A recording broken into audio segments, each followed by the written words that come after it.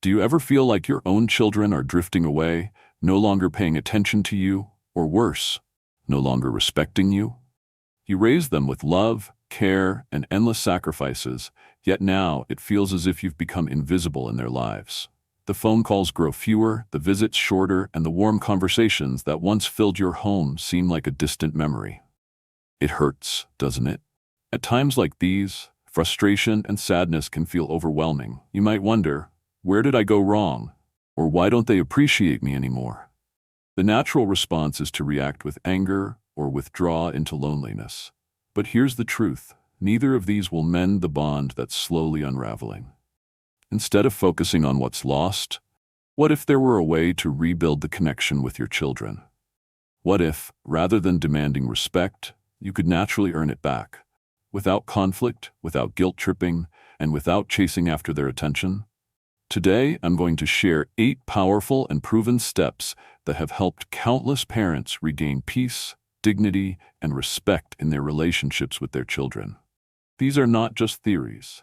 They are real strategies backed by the wisdom of experience. Through small, thoughtful changes, you can shift the dynamic in ways you never imagined. So stay with me until the end, because by the time we're done, you'll see that your worth has never been lost. It's just waiting for you to reclaim it.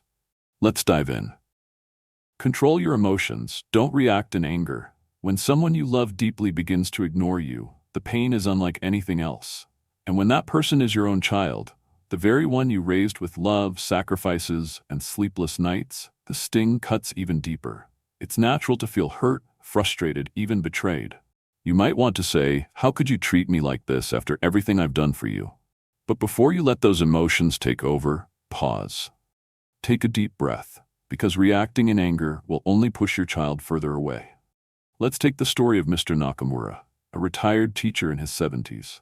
His son, once affectionate and always eager to share his life, had grown distant. Calls became rare, visits even rarer. One evening, after yet another unanswered phone call, frustration bubbled up inside him. He wanted to grab the phone, dial his son, and demand, "Do you even care about me anymore?" But something stopped him. Instead of reacting in anger, he decided to take a walk in the park near his home.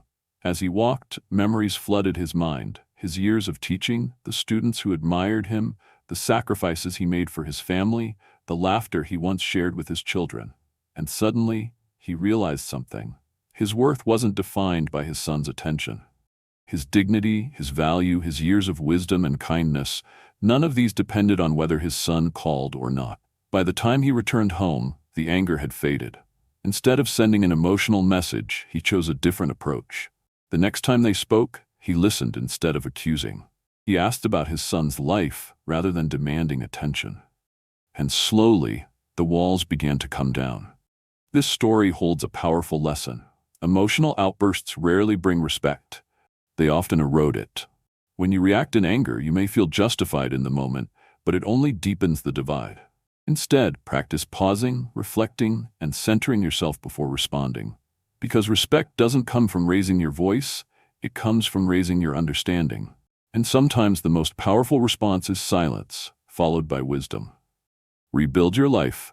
Find a new purpose. There's a silent heartbreak that many parents experience, the moment they realize they are no longer the center of their children's world. The house that was once filled with laughter and footsteps now feels empty. The phone, once constantly ringing with updates and invitations, sits silent. The waiting begins, waiting for a call, a visit, a moment of recognition. But here's something you need to hear. Your life is not meant to be lived in waiting. Let's take the story of Mrs. Sophia, a widow in her late 60s. After her husband passed, her children visited less frequently. At first, she told herself they were just busy with their own lives. But as days turned to weeks and weeks into months, the loneliness became unbearable. She would sit by the window, watching the world go by, hoping for someone to knock on her door. One morning, after another long, quiet night, she decided something had to change. She spotted an old packet of flower seeds in her kitchen drawer. With nothing to lose, she stepped outside and began planting. What started as a simple distraction turned into a passion. Day by day, she nurtured her garden, watching it flourish with vibrant colors.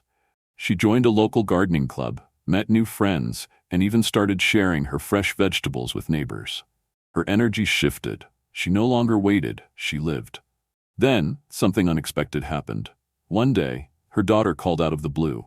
"Mom, I've been thinking about you. You sound so happy these days. What's your secret?" That one call led to more visits, deeper conversations, and a rekindled bond. Her children were drawn back to her, not out of obligation, but admiration. This story reveals an essential truth. A fulfilled parent is impossible to ignore. When you radiate joy, confidence, and independence, people, including your children, will naturally gravitate toward you. So, instead of waiting for their attention, shift your focus back to yourself. Discover a new hobby, join a local group, volunteer in your community, do something that makes you feel alive. Because when your life has purpose, you don't need to chase after love or recognition. They will come to you. Communicate wisely. Speak from the heart, not from frustration. When your children grow distant, it's easy to let frustration take over. You might want to say, "Why don't you ever call me? Don't you care about me anymore?" But let's be honest, have these words ever brought someone closer? The truth is, when you confront your children with anger or guilt, they don't feel encouraged to reconnect. Instead, they feel defensive, pressured, and even more inclined to pull away. But what if there was a way to communicate that invited love rather than pushed it away? Let's take the story of Mr. Henderson, a retired carpenter. For months, he hadn't heard from his son Oliver. Every day he would sit by the window, hoping to see his son's car pull into the driveway. The silence in his home grew louder with each passing week, and the loneliness settled in his chest like a heavy weight. One afternoon, after yet another unanswered call, he felt the frustration rise. He wanted to grab the phone and demand, "Why are you ignoring me? Am I not important to you anymore?" But instead of letting his emotions dictate his actions, he paused. He sat down at his old wooden table, took a deep breath, and picked up a pen. He wrote a simple letter. "Dear Oliver, I've been thinking about you a lot lately. I miss our conversations. I miss hearing about your life. No matter how busy things get, I just want you to know I'm always here and I'm proud of you." He sealed the letter and sent it without expecting anything in return. A few days later, his phone rang. It was Oliver. "Dad, I didn't realize how much time had passed. I've been so caught up with work and everything, but I miss you too." That one letter opened the door to more calls, more visits, and a renewed bond that had felt lost. This story teaches us an invaluable lesson. Words have the power to heal or to wound. When you communicate with love instead of blame, you invite connection instead of resistance. So the next time you feel tempted to lash out, take a step back. Instead of saying, "You never call me," try, "I love hearing from you. It makes my day." Instead of, "You don't care about me anymore," say, "I've been thinking about you and hope you're doing well."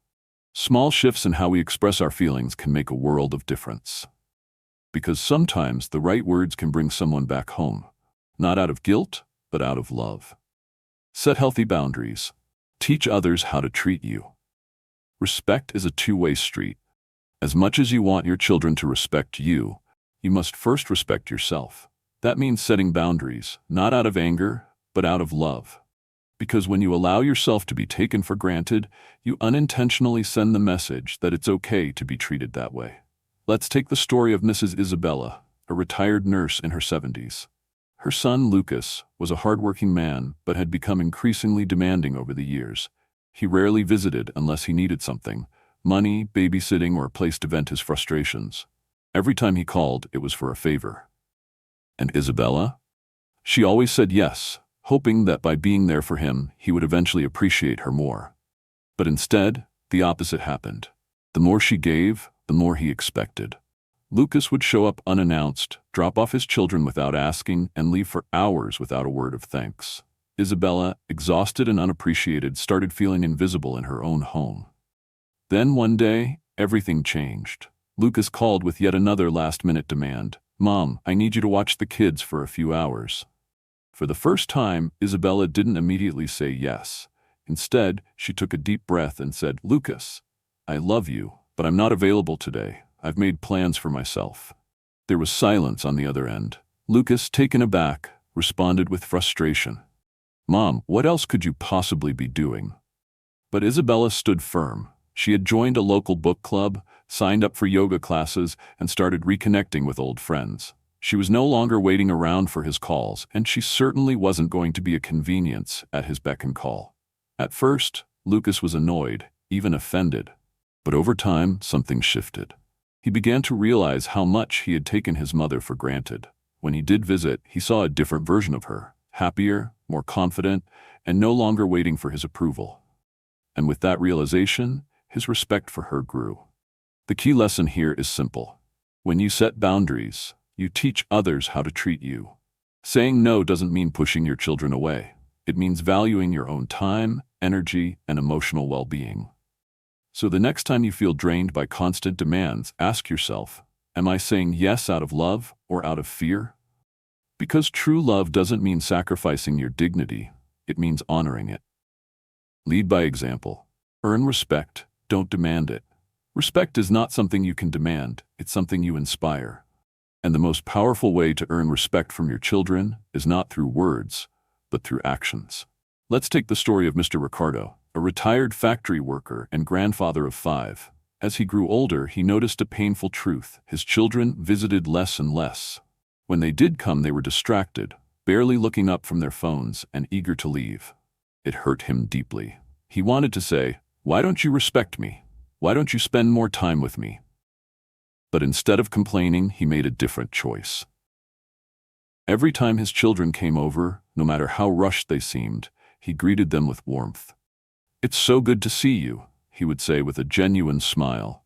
Instead of criticizing their long absences, he asked about their lives, listened intently, and offered advice only when asked. Even on days when they forgot his birthday, he didn't let bitterness take over. He simply sent them a message. "I hope you're all doing well. I miss you." Slowly, something changed. His children started noticing the quiet dignity he carried. The way he treated them with kindness despite their neglect. The way he remained patient, never guilt-tripping them, never demanding more than they could give. One day, his eldest son admitted, "Dad, I don't know how you do it. You're always so kind, even when we're not around as much as we should be." That conversation led to more visits, more calls, and eventually, a deeper relationship. Mr. Ricardo didn't force respect. He earned it. This story teaches a powerful lesson. People mirror what they see. If you want your children to treat you with kindness and respect, show them what that looks like. Instead of demanding their attention, be present when they do show up. Instead of reminding them how much they've neglected you, remind them how much you love them. Instead of focusing on what's missing, focus on what remains. Because here's the truth. Respect is contagious. The more you embody it, the more others will reflect it back to you. So the next time you feel tempted to say, "Why don't you respect me?" ask yourself, am I showing them what respect looks like? Because when you lead by example, respect doesn't have to be demanded. It's given, freely, naturally, and wholeheartedly. Stay financially independent. Strength commands respect. As parents, we spend decades providing for our children, buying their clothes, paying for their education, making sure they have everything they need. But as we grow older, the roles begin to shift. Many parents expect their children to take care of them in return, believing that financial support is a natural part of family duty. But here's the truth. Respect is often tied to independence. When you rely too much on your children for financial help, it can create unintended burdens, strain relationships, and, most importantly, change the way they see you. Let's take the story of Mr. and Mrs. Harrison, a retired couple in their 70s. After years of hard work, they were excited to enjoy their golden years.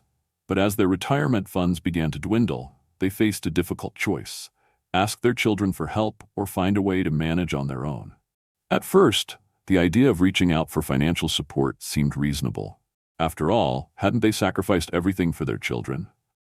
But then, they asked themselves, do we want our children to feel obligated or to respect us for standing on our own? Instead of relying on their kids, they made smart financial choices. They downsized their home, cut unnecessary expenses, and focused on living within their means. They even took up small hobbies that brought in a little extra income. Mrs. Harrison started selling handmade crafts, while Mr. Harrison gave local woodworking lessons. Their children noticed. Instead of seeing their parents as a financial burden, they saw them as strong, independent, and wise. In time, the children even started coming to them for advice, asking how to budget, how to save, how to prepare for retirement. The lesson here is simple. Financial independence commands respect. It's not about rejecting help if you truly need it, but about making an effort to stand on your own as much as possible. Live within your means. Plan ahead for your future. Show your children that you are still capable of managing your own affairs. When you do this, your children won't just see you as someone they need to take care of. They'll see you as someone to admire. And that respect, it will come naturally, not because they feel obligated, but because they truly value the strength and wisdom you carry. Forgive, but never forget your worth. When your own children ignore you, neglect you, or fail to show the love you once gave so freely, it's easy to feel forgotten. The hurt runs deep, and the resentment can slowly build over time. You might wonder, did I not raise them right? Do I mean so little to them now? But here's the truth. Holding on to anger only weighs you down. Forgiveness is not about excusing their actions. It's about freeing yourself from the burden of bitterness. However, forgiving does not mean forgetting your own worth. Let's take the story of Mrs. Margaret, a retired artist and mother of two. Her daughter, Emily, had once been her best friend. They used to talk for hours, sharing their lives and dreams. But as the years passed, Emily grew distant. Calls became rare, visits even rarer. Margaret felt abandoned, questioning what she had done wrong. For years, she carried this pain, waiting for an apology that never came. Then one day, she made a decision. I will not wait for Emily to remember me. I will remember myself. She picked up her paintbrushes, something she hadn't touched in years. At first, it was just a way to pass the time. But soon, painting became her passion once more. She joined an art group, displayed her work at community events, and found joy in what had once been her greatest love. Then, something unexpected happened. One afternoon, Emily knocked on her door, her eyes filled with curiosity. "Mom, why didn't you tell me you started painting again?" she asked, genuinely moved by the beautiful pieces around the room.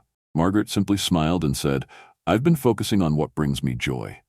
That visit marked a turning point. Emily began calling more, visiting more, not out of guilt, but out of admiration. The lesson here is powerful. Forgive, but never let anyone's neglect make you forget your own value. You are more than the love you give. You are a person with passions, dreams, and a life to live. Let go of the pain, but never let go of yourself. Forgive the past, but never allow disrespect to define your worth. Focus on what makes you happy, and let that joy draw others back to you. Because when you live with purpose and dignity, you don't need to chase love. Love will find its way back to you. Build a new circle of companionship. Find joy beyond your children. Loneliness is one of the most painful emotions a parent can experience, especially when it feels like your own children have drifted away. The temptation is to rely on them for emotional fulfillment, to wait by the phone, hoping they will reach out. But when they don't, the silence can feel unbearable. Here's the truth. Your happiness should never depend on the presence of others, not even your children. The more you rely on them to fill the void in your life, the more disappointed you'll feel when they don't. Instead, the key to emotional fulfillment is building a new circle of companionship, one that brings joy, connection, and meaning into your daily life. Let's take the story of Mr. Thomas, an 80-year-old widower who had always been close to his son and daughter. For years, they were his primary source of company.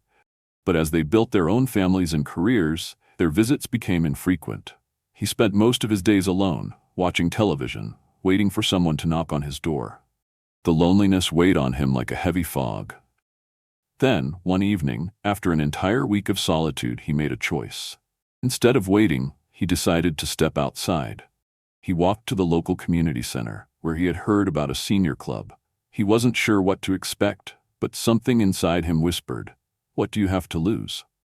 To his surprise, he was welcomed with open arms. There were weekly coffee gatherings, a book club, and even a group that went on scenic walks. In time, Mr. Thomas found himself looking forward to these interactions. He shared laughs, stories, and meaningful conversations. His loneliness faded, not because his children started visiting more, but because he no longer depended on them for his happiness. The lesson here is simple. You deserve connection, but you don't have to wait for it to come to you. Join a local club or activity that interests you. Reach out to neighbors, reconnect with old friends, or volunteer in your community. Surround yourself with people who value you, not because they have to, but because they choose to. When you build a life filled with companionship and joy, something beautiful happens.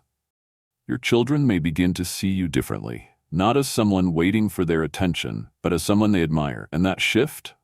It changes everything. Reclaim your peace, dignity, and joy. Navigating relationships with your children as you grow older can be painful, but it does not have to define your happiness.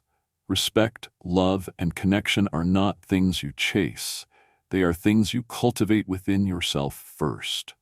Through these 8 insights, you've seen that the power to change your relationship with your children starts with you.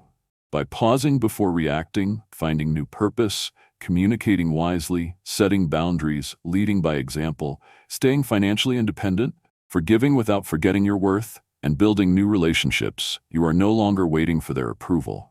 You are reclaiming your dignity and peace. Think about Mr. Nakamura, Mrs. Sophia, Mr. Henderson, Mrs. Isabella, Mr. Ricardo, the Harrisons, Mrs. Margaret, and Mr. Thomas. Each of them faced the pain of distance, but instead of letting it define them, they took action.